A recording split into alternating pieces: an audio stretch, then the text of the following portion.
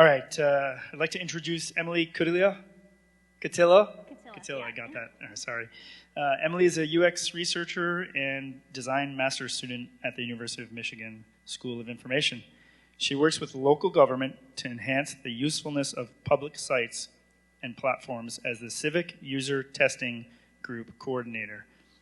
Cut Group, she experiences and conducts research to help companies like IBM and Microsoft understand their customers' goals and needs.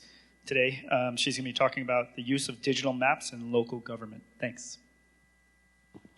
Can everyone hear me okay? Great.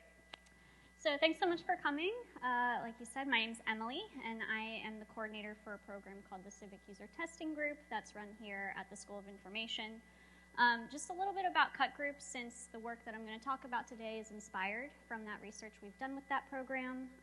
Its mission is to engage the public, so people like you and me, city residents of Ann Arbor, to be engaged in the development and evaluation of public tools and websites. So with Cut Group, we're often working with local government, like the city of Ann Arbor, to evaluate websites like finding parks and rec areas within the city, as well as maybe when my trash pickup day is. And one of the tools that we evaluate to find this information, sorry, I just realized I don't have the clicker.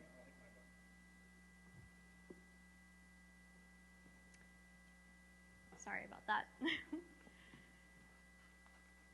Okay, we're good. One of the tools that we often evaluate with the city are maps, so kind of the ultimate wayfinding and navigation tool. So maps can be highly effective for sharing geographic-based information. So the maps that we're evaluating are often GIS or interactive web-based applications.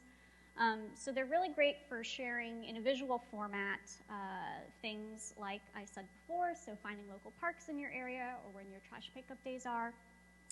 And given the importance of these tools to find and share public information, it's really important that they're easy to use and navigate by everyone, so members of the public. I'm going to go through a couple of examples from work we've done with the city of Ann Arbor. I do want to note that this isn't a criticism, the things I'm going to point out of the city and how they're doing maps and using them. These are really observations that can apply in any situation where an interactive map is used.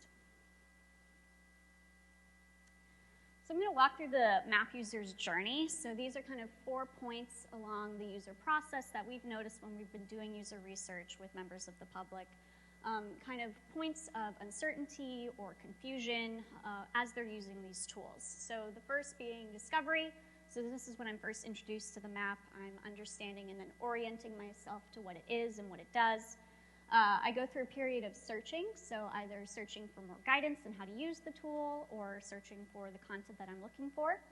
And then finally, I have answers or I don't, to various levels of success that we've noticed. Great, so first point being discovery. As the user, this is when I am first introduced to the map itself. This image that I have here, this is the Park Finder tool used by the City of Ann Arbor Parks and Rec Department, and this is pretty standard of what you'll see when you're using these interactive GIS maps. We've got a bird's eye view of the city itself, and it's my need as the user to then zoom down and find me or find my point of interest when using this. To access the map, people will often enter this tool through a link from a secondary homepage. So in this case, we've got the Parks and Recreation Department homepage here. They do a really great job of directing the user to the map itself so that they're able to use it and then find information. But what's missing here, and what we see a lot of times with these maps, is there's no sort of level setting or context setting for the user when they enter the tool itself. So oftentimes, if you think about when you're using a site for the first time, there might be an introduction or pop-up that lets you know what this is and what it does and how to use it. We don't really see that with these GIS maps. All of that really important information to set up the context and then lead the user to use it is located on this secondary homepage. So it's a separation of the context from the content itself in the map. So that really makes orientation difficult. So this is a Washtenaw County map that's an even more bird's eye view than what you saw previously. We've got the whole southeast Michigan area.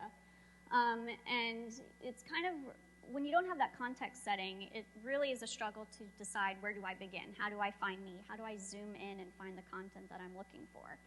The really important tools that are used with GIS maps are things like search and home bar, layers, and these are typically found in upper right-hand corners, kind of not really distinct or drawing the user to them. So there's a period of searching and trying to understand, okay, how do I use this map? What tools do I use to then zoom in deeper to find what I'm really looking for? So that comes to searching. So searching can mean a couple different things in this context. It can mean trying to get more guidance in how to use the tool itself, or searching for a location within the map. So in this map here, we have, this is for trash pickup days in the city of Ann Arbor.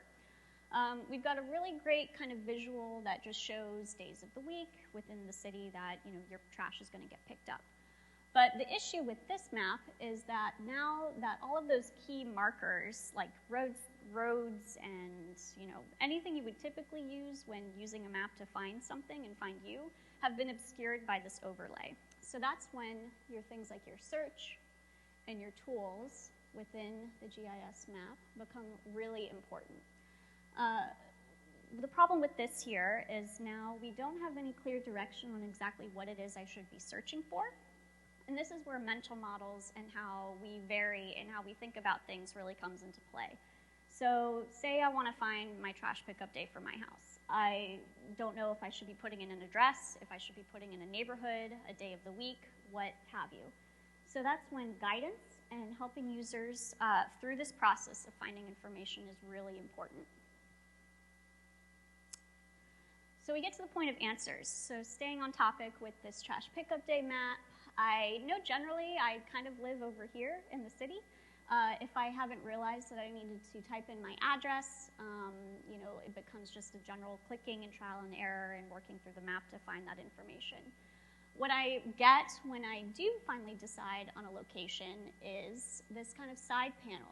This kind of has some information on my trash pickup and recycling days, but it's a lot of secondary superfluous data related to the map itself and that geospatial information. So this is when, as the user, I start to get kind of confused as to, am I supposed to know what this means? Am I supposed to be using this data? Does it apply to me? And that's when we start to get questions of what else am I supposed to be getting out of this? What else am I supposed to be looking for? In cases where we don't have this side panel, users might even be linked to secondary pages, and then the map just becomes kind of an avenue or tool that the city uses to then direct them to other sites.